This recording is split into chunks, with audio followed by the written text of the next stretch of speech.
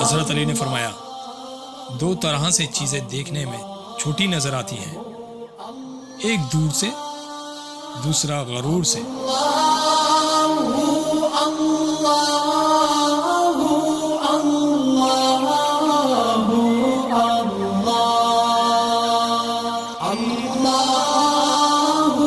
حضرت علی نے فرمایا، کسی کو اس کی ذات اور لباس کی وجہ سے حقیر نہ سمجھنا، کیونکہ تم کو دینے والا اور اس کو دینے والا ایک ہی اللہ ہے، وہ اسے عطا اور آپ سے لے بھی سکتا ہے۔